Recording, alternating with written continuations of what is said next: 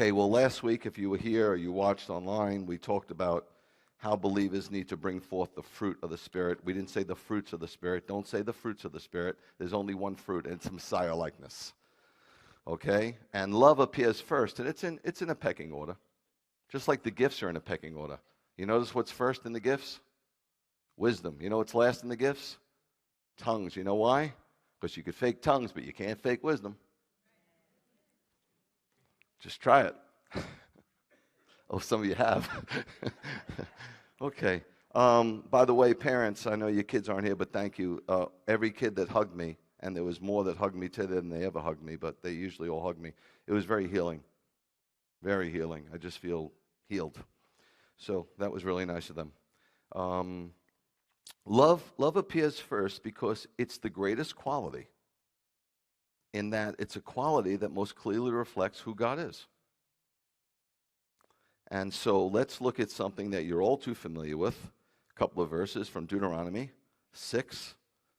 This is the Shema, which, of course, if you're here, you're familiar with it. It says, Shema Yisrael, Adonai Eloheinu, Adonai Echad, and then the translation, Hear Israel, Adonai our God, Adonai is one. And you are to love Adonai with all your heart, all your being, and all your resources. David Stern, he's a scholar. He changed this a little bit with the heart and being. It's heart, soul, mind, and strength. But it basically, essentially says exactly the same thing. If you look up those words, you'll see in the Hebrew. All right, Judaism has no catechism. Any recovering Catholics? So you know what catechism is, right? All right, sure you do. But basically, for those who don't know, it's just a summary of religious principles. Every denomination has some religious principles about it that distinguish it from other religions, other denominations. Judaism has no catechism, but the Shema is closest to being Judaism's credo. Credo, a creed, a formula of belief. That's what it means. Okay, so in 6 Hebrew words, just 6 words, it sums up Judaism's belief in monotheism, which, by the way, was a gift to the world, okay? Every single solitary Christian who believes in monotheism believes because the Jews handed it off to them, okay? Prior to Jews, there were just polytheists, which there still are a lot of polytheists around the world. And the rejection of all idols, and we went over that a couple of weeks ago, right? We talked about idols. They're not just totem poles or carved. We have a lot of idols in our hearts, okay? And our house, for that matter. What this is saying is we are to love God with all of us. It's not a part-time love, okay? It's not Sunday or Saturday or at Wednesday night or Tuesday morning or whatever you get together. It's not part-time. It's full-time. And for all intent and purposes, these very same words are repeated in the Gospels. They're repeated in Matthew, Mark, and Luke, okay, by none other than Yeshua himself. And of course, if you call yourself a believer, I know people don't like to call themselves Christians. I don't like to call myself a Christian, personally, because it's a long story, but I'm a Jew. And I could remember as far back as 62 years I've been Jewish. And when I accepted Yeshua, I didn't stop being Jewish. I didn't know I had to. Now, if you ask a Christian today, they would tell you that I have to, and I'd be like, no. No, in fact, if you go back to the first century, it was Cornelius that had to become more Jewish, not Keith who had to become more Gentile. I don't care what seminary you went to. That's just the truth, man. Get with the program. Go back to the first century, man. Stop living in like the 20th century. That's not where it started. Go to the original, where it originated. Okay? That's its roots. That's important. So, when you call yourself a believer, you're supposed to follow Yeshua's teachings. And when they asked him, look, there's 613 commandments. Okay, 613. It's not a ton, but it's a lot. And they just asked him, like, so, you're a great rabbi, you're a great teacher, you're obviously very anointed. Is there a pecking order to this stuff?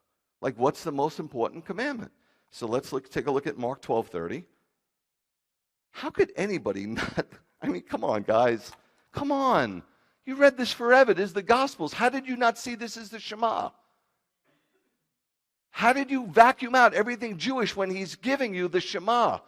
This is a Jewish rabbi with Jewish students in a Jewish place, giving you a Jewish credo, and you became a Gentile?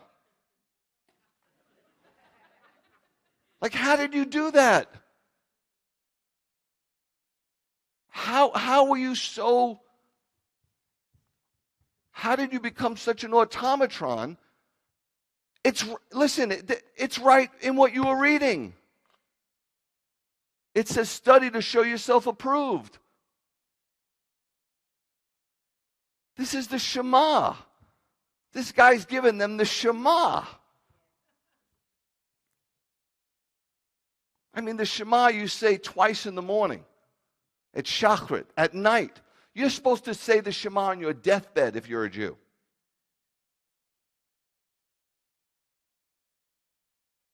Hundreds of thousands of Jewish martyrs sung the Shema as they were dying. Rabbi Akiva, as they were burning him at the stake, sung the Shema in 135 AD. When the Romans were burning him, they said, look, he's calling on us. He's a sorcerer. And somebody said, he's not a sorcerer. He's singing the Shema. And this is what Akiva said. All my life, 4 times a day, I sung the Shema. Today, I fulfill it. That's as deep as it gets today, guys. If you don't get that, your wood is so wet, there's no way I can light it up for you. The Shema, this sums up this right here in Mark 12:30. And you are to love Adonai your God. I mean, where did you see the disconnect? The Old Testament. Now this is the new. Do I look like Vanna White? The New Improved Testament. It's the same thing. You are to love Adonai your God with all your heart, with all your soul, with all your understanding, with all your strength, all. This sums up man's responsibility as a believer to God. God is to have supreme place in our life. No other love is allowed to rival our love for God. For our Spanish-speaking people, he is numero uno. If there's a dos or a tres, that's fine. But he's numero uno. You follow? I mean, this is challenging stuff. Yeshua was very challenging. I don't know what Yeshua people have today. I don't know what Yeshua they're preaching. I don't know who they're preaching. It's another Yeshua. It's another Messiah. It's another Messiah. It's not the same biblical Messiah. It is not the same Messiah.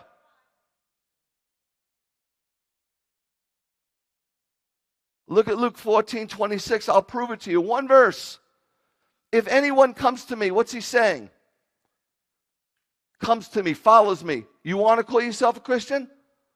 That's what it means. To follow, to come after. To submit to, if you will. You want me to be your rabbi? You want me to be your Lord? You want me to be your Messiah? Okay, here's the deal. If you don't hate your father and mother or wife and children, your brothers and sisters, yes, your own life, then forget it. How do you read it? It's English. It's basic words. A lot of one-syllable words. I know some of you are real smart. You don't have to put on your thinking cap.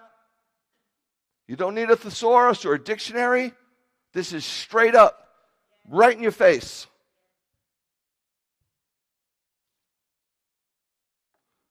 Now, some literal person, because, there are people that take everything literal, no matter what. That's why I can't live here, because, I'm sarcastic and it doesn't work. So they'll go, wait a minute, did Yeshua really want us to hate our parents?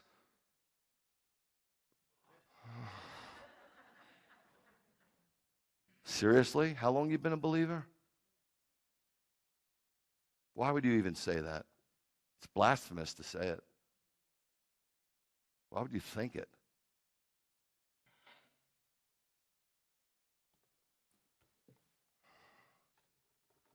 It's amazing. Amazing. Yeshua is saying that he demands. He's not asking. He's not doing the 21st century pastor thing.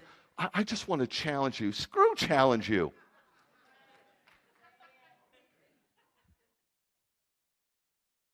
I'm not challenging you. Yeshua's not challenging you. It's not a challenge. I dare you to obey me. He's Lord. He's commanding it.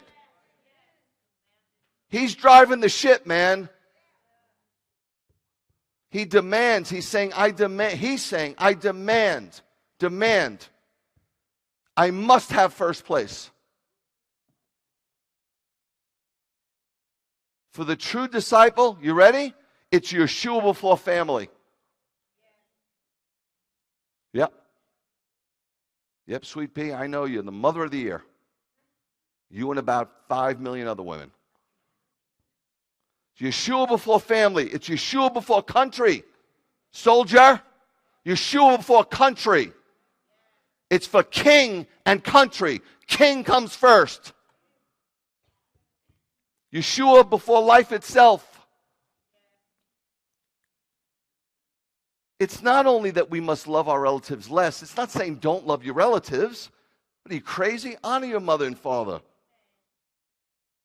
That would be tough enough. But he's saying we got to hate our own life too. That's a tough one today. Because, man, if it ain't about me, it ain't about no one.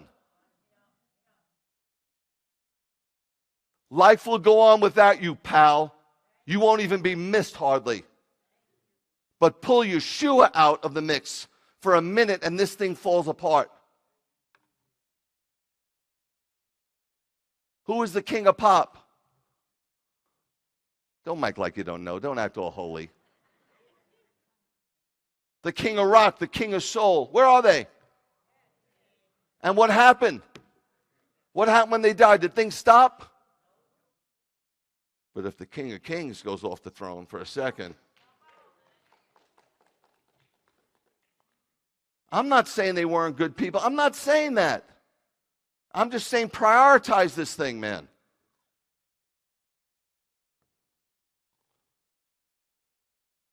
Instead of asking how every action will affect ourselves and our lives, we must ask how every action will affect God and His glory.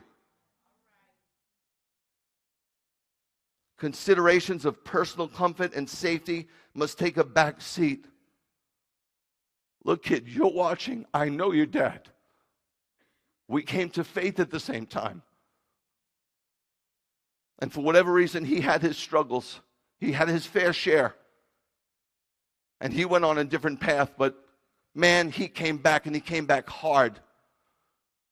And he was a believer, legit in every sense of the word. Know that about your father.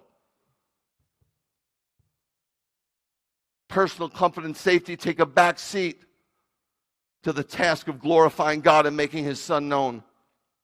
Yeshua's words here, guys, are absolute. There can be no half-hearted believers. Then he goes on in his second commandment, Mark 12:31. Yes, love God with everything. And then he says, you ought to love your neighbors yourself. This is a tough one for people. There are a lot of believers, they have Mark 12:30 down pat. The next verse, man.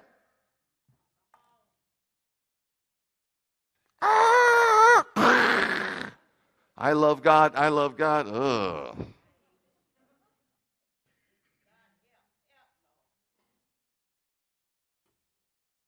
These are the two, man. This sums it all up.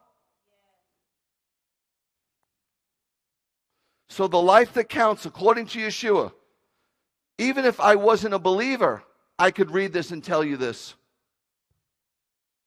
The life that really counts is concerned first with God and then with others. We're to love God more than ourselves and love everyone else like ourselves. God is important and people are important, period. Material things are not even mentioned.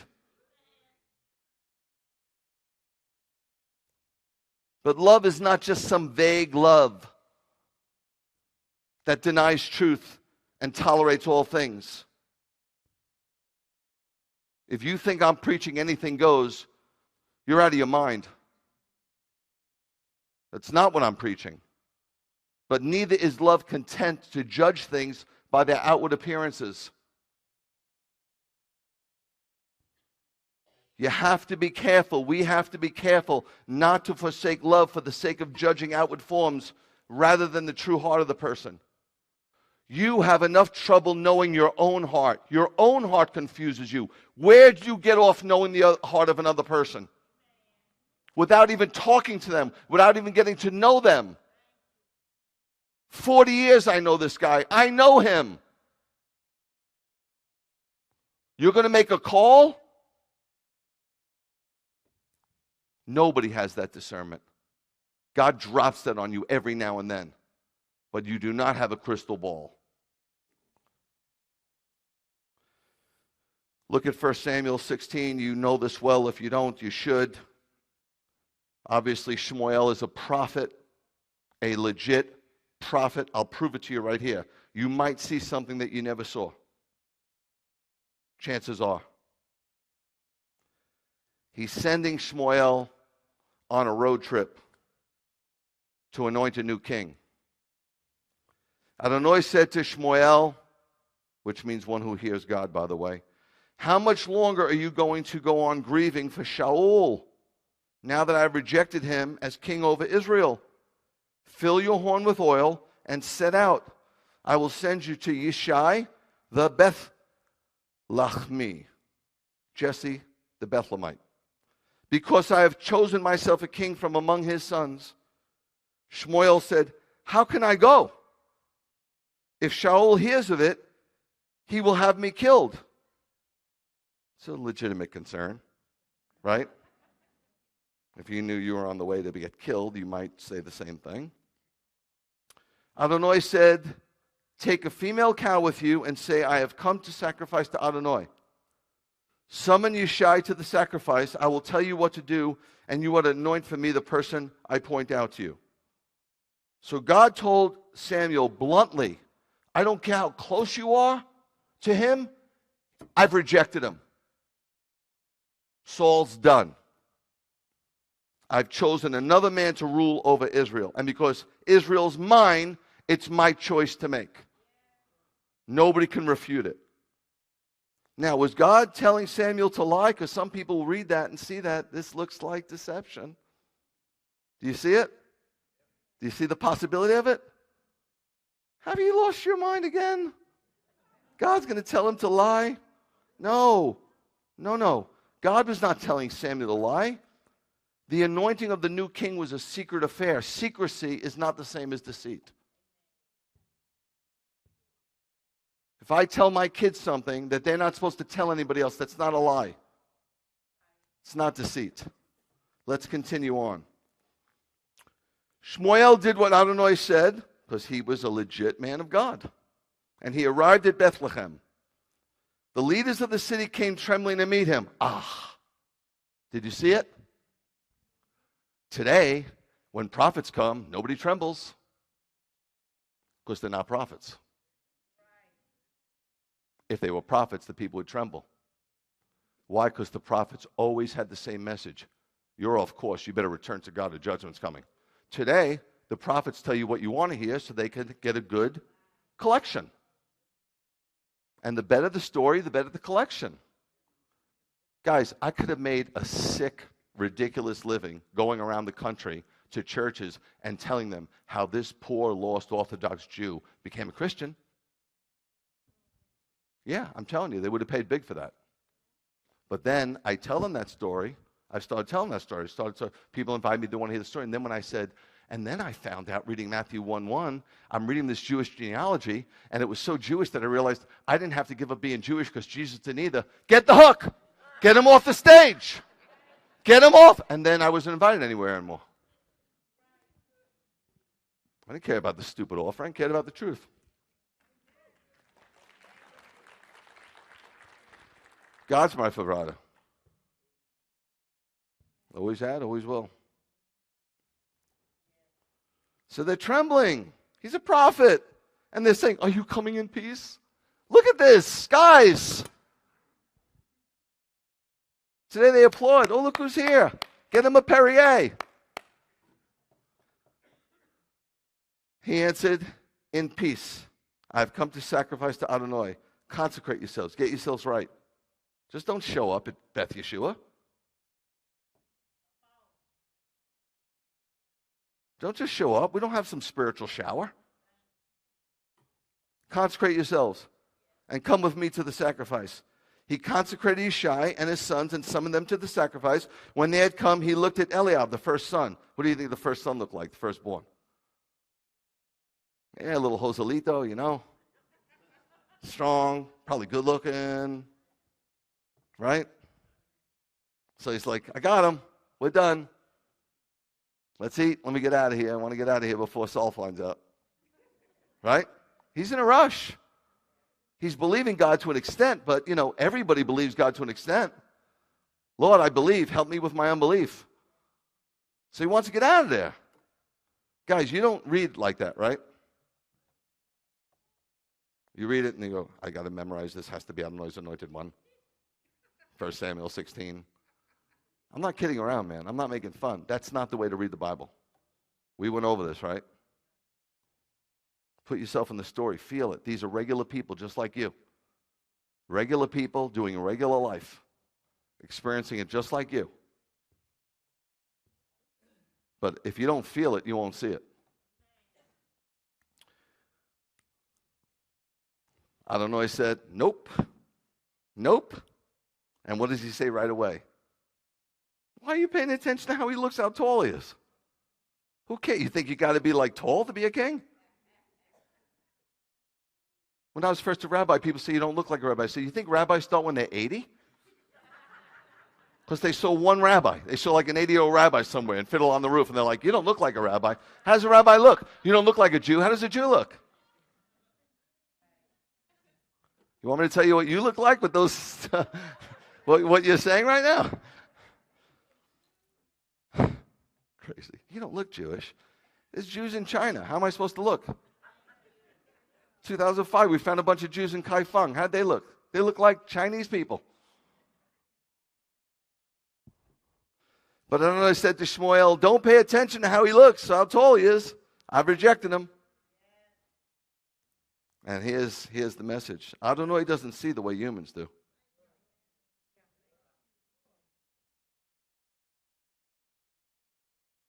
Humans look at the outward appearance. But Adonai looks at the heart.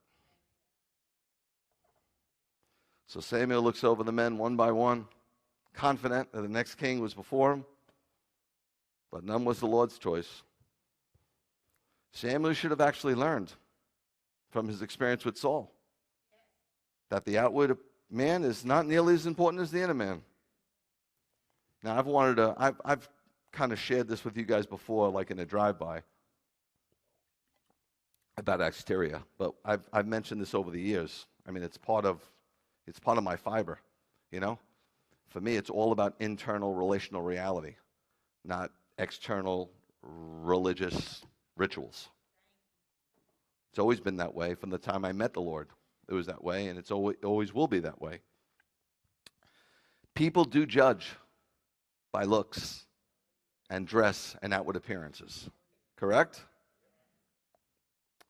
Today, the mainstream media encourages this faulty outlook by using glamorous people in advertisements, television, and printed material. Do you realize, like, to get a job as a weather person, why do you have to look like a Victoria's Secret model? I just want you to tell me the barometric pressure. I don't give a crap what you look like.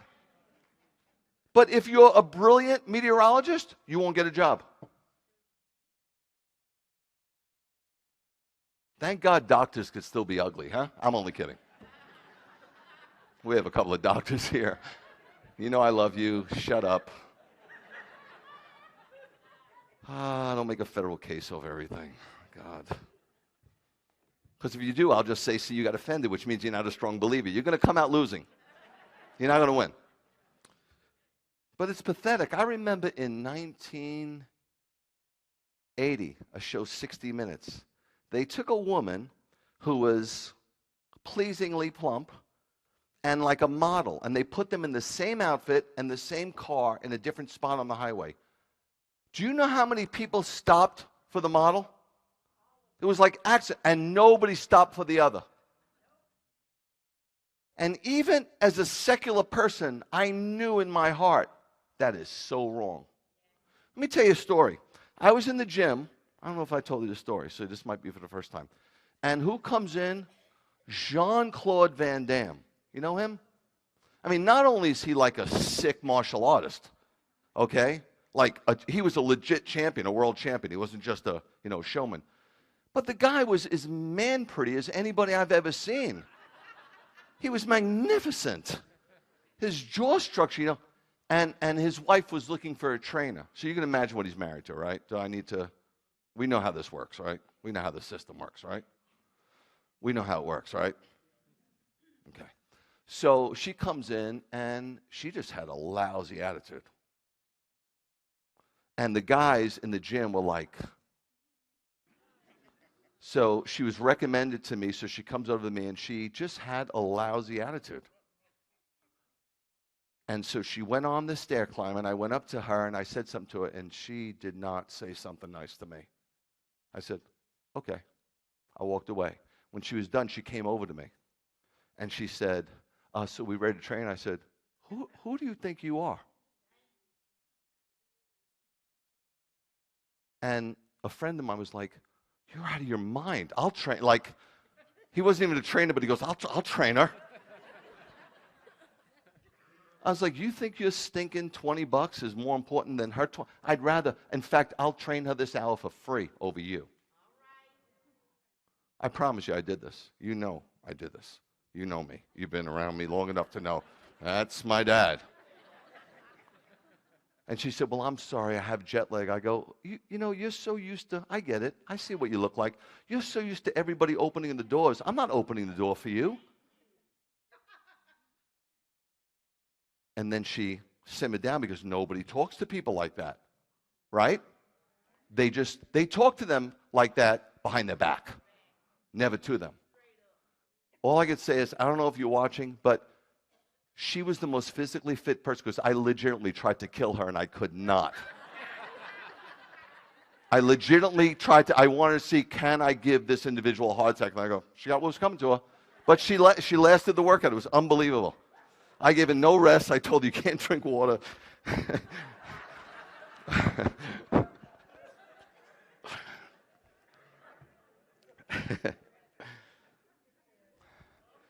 Ordinary looking people, and I put it in quotes because that term is up for grabs, right? Ordinary looking people, they don't seem as satisfactory as they should today. It's insane. I mean, sportscasters. Are you kidding me? Whatever happened to the ugly sportscasters that used to actually play the sport?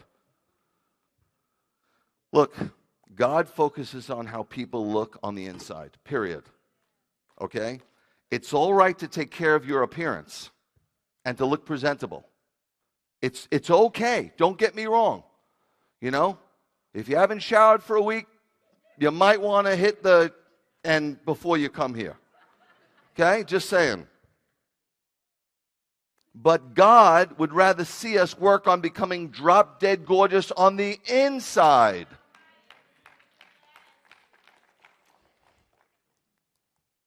You know who I'm talking about, right? The kind of person that talks to God all the time, loves to spend time in the Lord's Word, always reading their Bible, loves to spend time in God's presence, will do anything to hear a word from God. They're seeking God always for His will for their lives and actively looking for opportunities to bless anyone and everyone. That's drop dead gorgeous. This is the attractive one.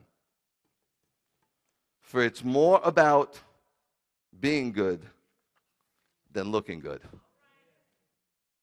I'll give you one other scripture. There's not a lot here today. Proverbs 31:30. I didn't think I'd have much today. You know this, right? We say this over our wives at Shabbat dinner every Shabbat. My kids hear it all the time. But charm can lie, beauty can vanish. But a woman who fears, but it's like, listen, charm. When people are charming, it's usually deceptive. A charming person usually is using it to deceive and to get what they want. Beauty can vanish. It's fleeting. It's fleeting, man. Some of you are holding on, like still thinking. Trying so hard. It's like music to your ears when somebody says, how old are you? I can't believe it. First of all, most of the time they're lying to you.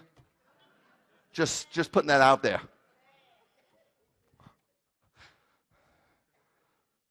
Now, you know I'm not advocating don't exercise. Exercise. But don't stare in the mirror. I mean, look at yourself. You just saw yourself like a few hours ago. You don't remember what you look like? But a woman who fears the Lord, that's who God praises. God, you think God goes, oh my gosh, she looks amazing. Just amazing. Absolutely stunning. No. I know, Bernadette was, when I first met her, like a couple of weeks, your mother won Miss Yonkers, which was the 4th largest city in New York, and then I had to take it to the Miss New York State. And she found a cat, and I had to bring the dopey cat with us to this hotel. So 18 years old, if she won this, she came in second. I think if she won this, she would have been in the Miss USA. Somebody just pulled her to go in. She wasn't even interested in beauty contests. But I brought the cat, and we went to this hotel, and I didn't have a cat carrier. I wasn't going to go out and spend money on a cat carrier. I just threw him in a bag. So the cleaning lady came in, and she sees the bag moving. She goes, adios mio. The bag is moving. I said, no, it's not moving. I just kicked the bag out of the way. You hear, yeah! You hear the cat. I don't even like cats. Like, yeah! Just kicked him behind the bed. Mommy's watching. You remember he got out of the hotel room and I had to find him in the snow up at Saratoga Springs? And then my luck, the cat lives 18 years. They're like the oldest cat in history. Lives 18 years. I don't even like the cat. She found him. Said, you got to take him in. 18 years. It had a stroke when he was 18. I bring him to a vet, and the vet says, well, we could put him up on some IVs. Put the cat up on IVs? I said, how much is that going to cost? He goes, well, initially it's $500. That's all I heard. I looked around because, you know, there's animal lovers by me in the veterinarian's office. I look around and I just whispered to him. I go, what's it cost to put him down? He's like, what? I said, what's the cost to put him down? He's got a stroke. Let him go. Seriously? It's a cat. It's a cat. Beauty fades with age. So if you're more concerned with outer appearance, you will become unhappy at some point. The wrinkles will come, and the number on the scale will go up, and you'll be miserable. Look, I'm just telling you flat out, if you stand two girls next to each other, one is Miss Teen USA, and the other one is average looking, but she loves the Lord more than anything, she's the beautiful one in God's eyes. I'm not saying it's a sin to be whatever beautiful. I'm not saying that. You know I'm not saying that. Okay? You'll see what I'm saying in a minute because I saw it in the Bible. And when I saw it, it was astounding to me. It's probably going to be more astounding to me because you'll be like, what's so astounding about that? It's astounding because it's only like one verse in the whole Bible like this. And it just blew me away. You ready? You sure? Yeah, okay. Yeah, okay. Finishing up. My lunch bell is going off. Look at Exodus 30, 17 to 18. Ask my kids if they would have been like that when I was reading the Bible with them. We almost done, Dad? Ask them. After service, ask them what I would have said. Okay, 30, 17 through 18. Adonai said to Moshe, you ought to make a basin of bronze. This is very serious. The tabernacle is very serious. It's a replica of the tabernacle in heaven. It's the way to approach God. There's a certain way to approach him from the outer courtyard into the Holy of Holies. There's a way you got to go through the altar of sacrifice, washing your hands of the guilt, going into the Holy of Holies, being thirsting and hungering, the bread and the oil before you get into God's presence to be a peacemaker. There's a way to approach God. Make no mistake. It's serious.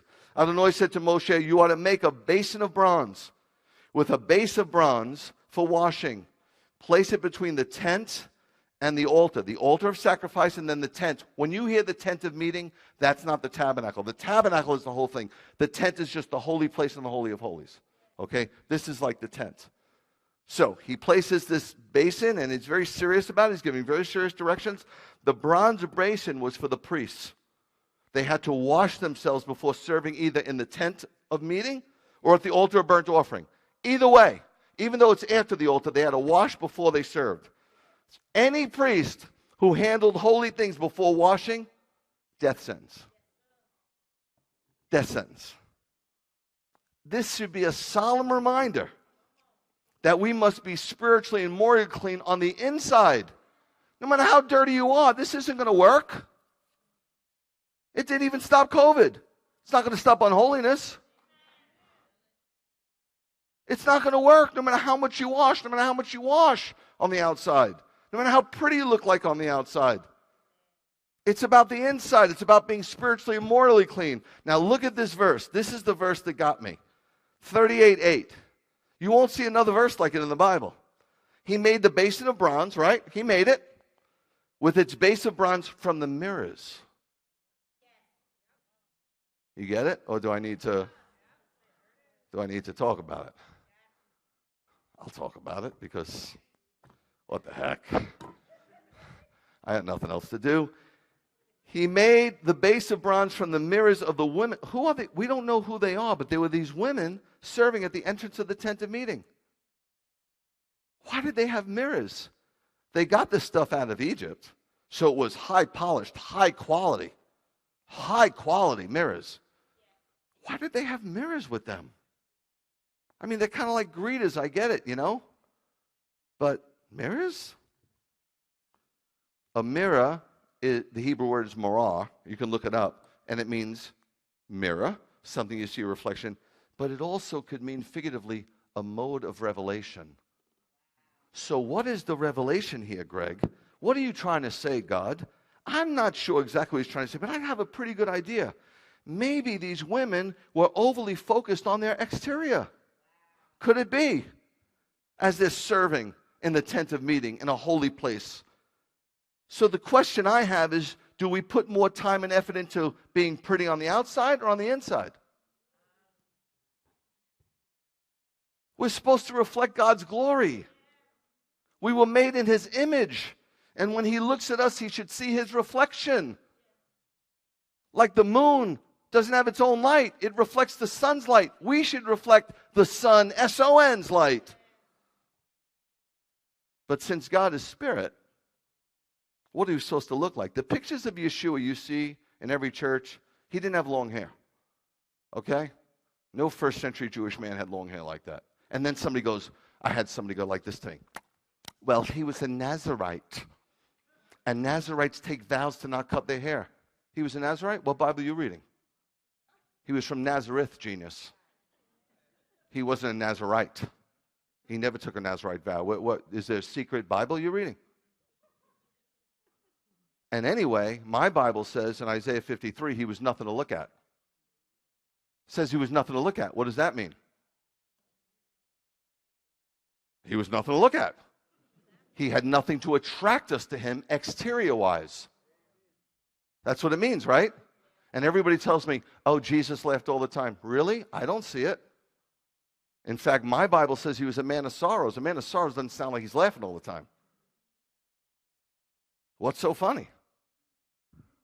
I mean, I'm not saying we shouldn't laugh. Laughter is good medicine. I like to laugh.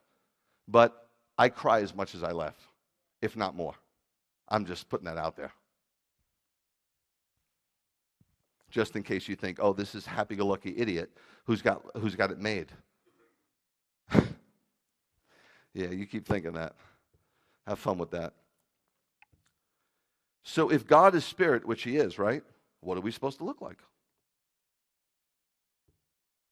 And I think the Bible gives a fantastic definition in Exodus.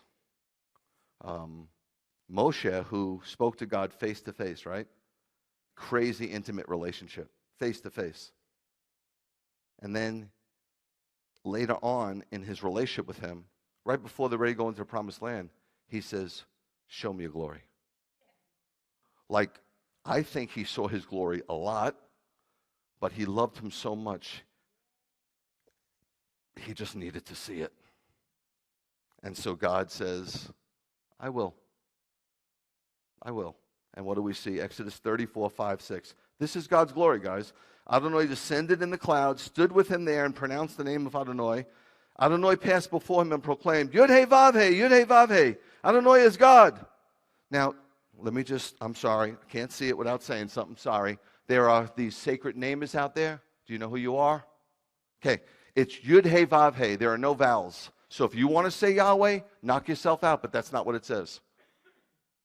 It's purposely there without vowels, so you can't pronounce it, because if you pronounce it, then you put a name on God. Once you name God, you limit God. My license plate is Yud-Heh-Vav-Heh. I can't believe nobody ever got it. But I get to witness with that thing like crazy.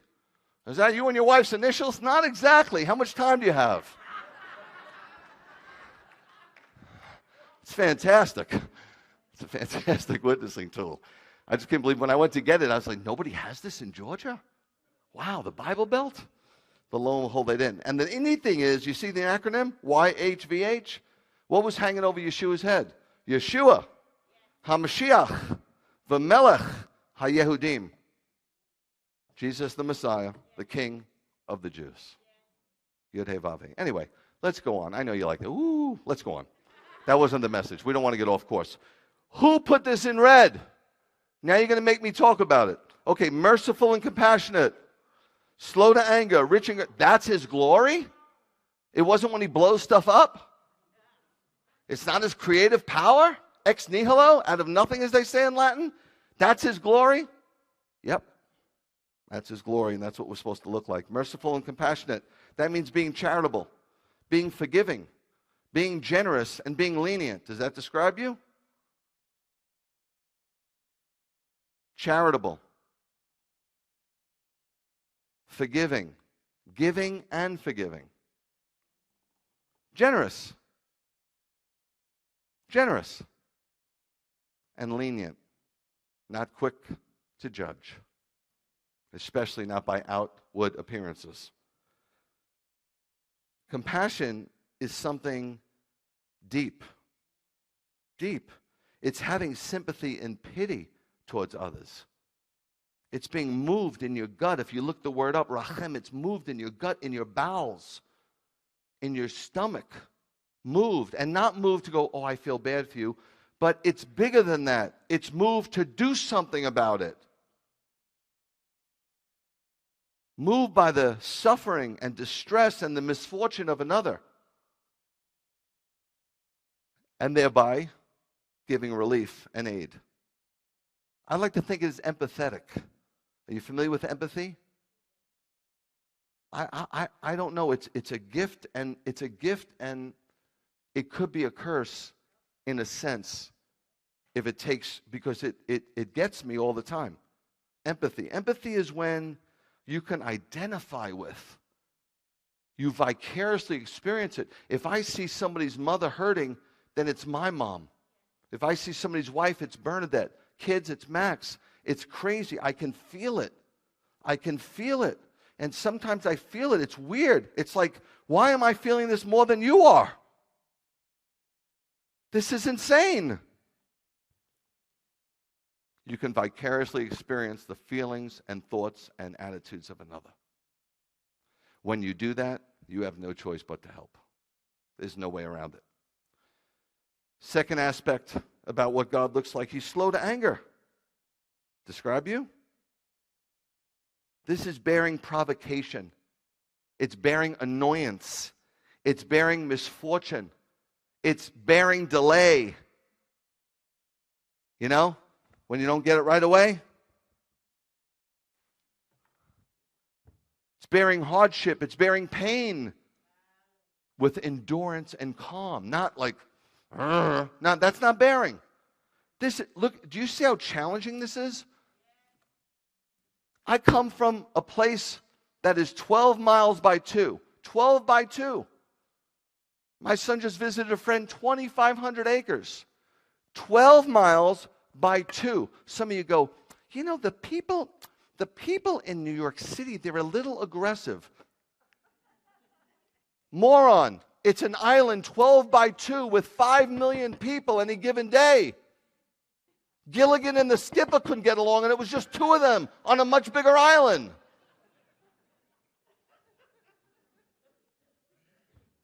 Of course it's going to be aggressive. Did you ever drive in that? It's gridlock all the time. You can't even get in a cab because it's just going click, click, click, click, click, click. Waiting time. It's not distance. They figured it out. They said, let's get them on waiting time. Click, click, click, click, click. It's hard. This was a hard lesson for me. The Bible calls it long-suffering. Why? Because it's suffering long. I call it just not.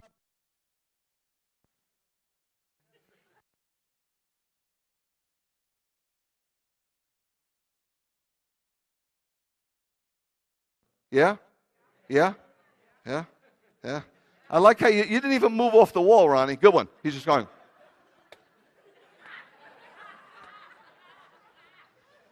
Well, we know your index finger works, and the other moron gives you a high five. Way to go. You want to know why we're the laughing stock of Messianic Judaism, son? It's not on me. Look, I don't know what goes on in this town, but when somebody is looking down at their phone and they're in the vehicle in front of me and the light turns green, I've lived here 18 years. I've never heard a horn go off. Why do you think God made the horn? He didn't make the horn so when a kid's running out in front of you, you beat the horn, you're going to run the kid over. He made the horn for the moron who's looking at his phone instead of the light. And they say, Rabbi, that's rude to beat the horn. I think it's rude to look at your text when you should be looking at the road. I think that's more rude. So I'm going to be a little less rude by going, get out of the way. Instead, you don't beat the horn, but you talk about him for days. I just beat the horn so I don't have to talk about him. It's nothing personal. Go. Just go. And rich in grace and truth, which is foundational.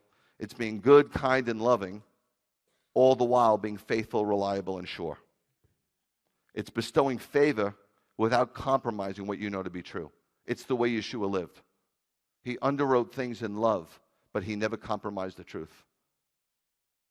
When Alex passed away, the first thing his wife sent to me, first thing, text, he loved you so much because you never compromised the truth with him.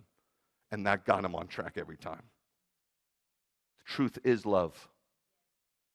If you have a friend that's blowing smoke up your butt, they're not your friend. If that's what you want in a friendship, have at it. I don't have friendships like that. Bernadette and I don't conduct ourselves like that. My kids and I don't conduct ourselves like that. We're able to talk and be real and be genuine and be honest with our feelings. That's love. Now, of course, you could take it to the extreme and be mean-spirited. That's not what I'm talking about here. You know I'm not. In the end, what we are is more important than anything we will ever say or do. Last 2 verses, and we're outski. Romans, quintessential theological book, toward the end, Romans 14, 7 and 8. It says, for none of us lives only in relation to himself, and none of us dies in relation to himself. For if we live in relation to the Lord. And if we die in relation to the Lord. So whether we live or die, we belong to the Lord. A believer's life is not his own. The lordship of Yeshua must enter every aspect of our lives. Obviously, nobody does this, including yours truly, but it doesn't mean we shouldn't give it a best shot. This is challenging. It doesn't mean we're disqualified if we don't do it 100%. It doesn't. God doesn't act like that. I'm just saying this is the bar. The bar is high. I get it. It's high for you. It's high for me. But if we don't raise the bar, we'll never press on. We'll all fall short. But if the bar is this high and we fall short, we're here. If the bar is this high and we fall short, we're here. That's all I'm saying. Am I pushy? Ask my kids. ask, if Alex was here, he'd tell you, he pushed me, but he pushed me right back to the Lord. Man, I'm going to miss you, Dad. I'm so going to miss him. So crazy. Man, he was a good friend. They don't come like him, man. Your father was aces. Trust me, I knew his heart real well. Although it's true that what we say and do affects others, this is not the message here. The Apostle Paul is emphasizing that the Lord should be the goal of our lives. Everything we do in life is subject to Yeshua's review and approval. You know what the right thing is to do. You know. But if you ever wonder, look to the sky and see if Yeshua is going like this or like this. Because there's no this. There's no neutrality. Even in death, we look to glorify God as we go to be with him. Besides the death of my buddy, there was another great man of God like A.W. Tozer in the 20th century. His name was Leonard Ravenhill. He was actually incredibly close to Tozer. He was an evangelist and an author from England, and he was born in 1907. His ministry focus was on prayer and revival, and he challenged Western Christianity, which is the United States, challenged them to emulate the believers in the first century in the book of Acts. That was his challenge. Ravenhill died in 1994 and was buried in Garden Valley, Texas, at a place called Garden Valley Cemetery. The epitaph on his tombstone gives you your take-home message today. Are the things you are living for worth Christ dying for? Let's stand together.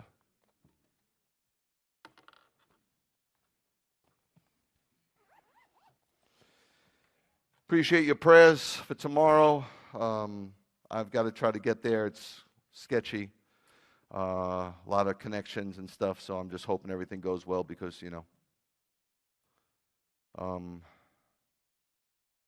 we live in a society, I got to tell you, where, when I was a kid, somebody died in the neighborhood, everybody came.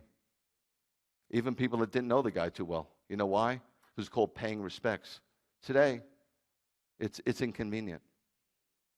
Could you imagine that? I was supposed to take Lily and a friend to Florida. Well, Florida's going to be there. My friend only going to die once.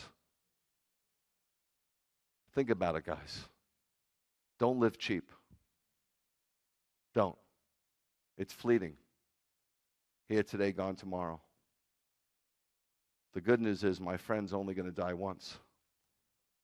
So it's better to be born twice and die once than to be born once and die twice. May the Lord bless you and keep you. May the Lord make his face to shine upon you and be gracious unto you. And may the Lord lift up his countenance upon you and give you his peace. In the name of the Prince of all peace, Yeshua. Yevarechecha Adonai ve'yishmerecha.